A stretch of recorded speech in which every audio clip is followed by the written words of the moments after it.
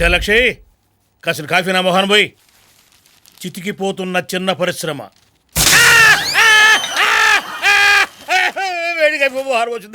చూసిన పరే మీరు ఎలాగూ నా మాట వింటలేదు.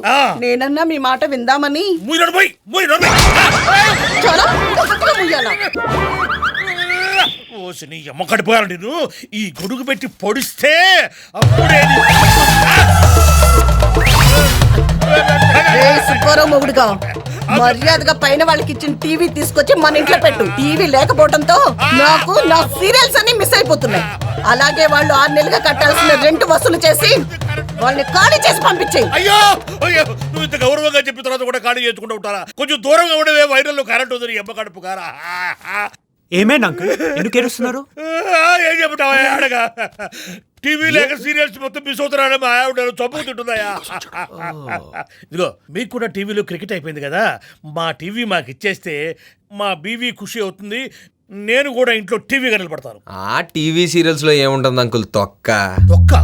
ఇల్లాలు గుడికి వెళ్ళగానే మీలాంటి ముసలి మొగుడు పనమ్మాయికి సైట్ వేయడం. నీ అమ్మ కడుపు గారు నీకంటే తెలుసు.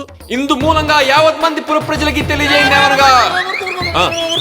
ఆ రంకు బాగోతో తెలిసిపోయిన ఇల్లాలు పనమ్మాయికి కాఫీలో విషం కలిపి ఆమెను చంపేయడం. దాన్ని ఎందుకు చంపడం పాపం?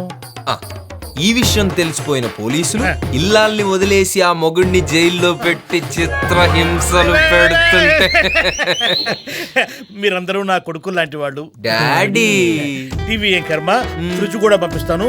సమ్మర్ వస్తుంది కదా, హ్యాపీగా బీర్ బాటిల్స్ పెట్టుకోండి. ఇదిగో, కరెంటు బిల్లు కట్టినట్టే రెంట్ కూడా కట్టేస్తాను. మరి ఆంటీ ఏదో ఒకటి చెప్పుకోవాలి. మా ఆవిడ సర్ది చెప్పుకుంటా. వీళ్ళకి ఉద్యోగాలు ఎప్పుడు వస్తాయో, నేను ఎప్పుడు బయటపడతాను. టీవీ కావాలండి, టీవీ.